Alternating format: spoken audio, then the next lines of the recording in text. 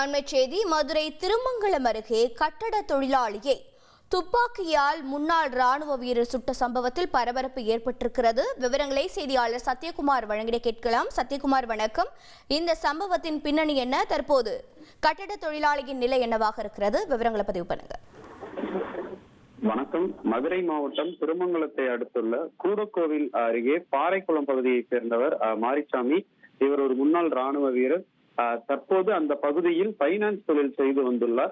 அதே பகுதியை சேர்ந்த அவரது உறவினரான மணிகண்டன் என்பவர் கொடுக்கல் வாங்கல் பணம் தொடர்பாக இது ஏற்கனவே இவர்கள் இருவரும் இடையே பிரச்சனை இருந்துள்ளது. இந்நிலையில் மாரிசாமிக்கும் மணிகண்டனுக்கும் இன்று காலையில் இந்த கொடுக்கல் வாங்கல் பிரச்சனையானது வாக்குவாதமாக ஏற்பட்டு கைகலப்பாக மாறியுள்ளது. இந்த நிலையில் மாரிசாமி கையில் வைத்திருந்த கைத்துப்பாக்கியை எடுத்து மணிகண்டனை காட்டி மிரட்டியுள்ளார். அப்போது மணிகண்டன் சகோதரர் உதயகுமார் கட்டிட தொழிலாளியான இவர் இருவரது சண்டையையும் விளக்குவதற்காக சென்றுள்ளார். அப்போது மாரிசாமி கையில் வைத்திருந்த துப்பாக்கியால் சுட்டபோது உதயகுமாரின் வயிற்று பகுதியில் இந்த துப்பாக்கி குண்டானது பாய்ந்துள்ளதாக சொல்லப்படுகிறது. மேலும் தரமாரியாக இந்த மாரிசாமி சுட்டபோது அருகில் விளையாடி கொண்டிருந்த கிஷோர் என்கிற 14 வயது சிறுவனின் தோள்பட்டையிலும் லேசான காயமானது ஏற்பட்டுள்ளது. உடனடியாக அருகில் இருந்தவர்கள் இருவரை மீட்டு திருமங்கலம் அரசு மருத்துவமனைக்கு கொண்டு சென்றனர்.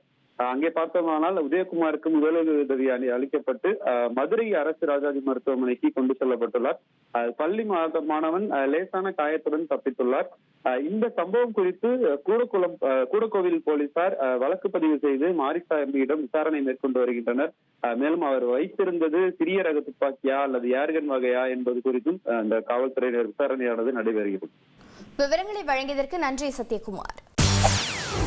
செய்திகளை உடனுக்குடன் தெரிந்து கொள்ள உடனே சப்ஸ்கிரைப் பண்ணுங்க.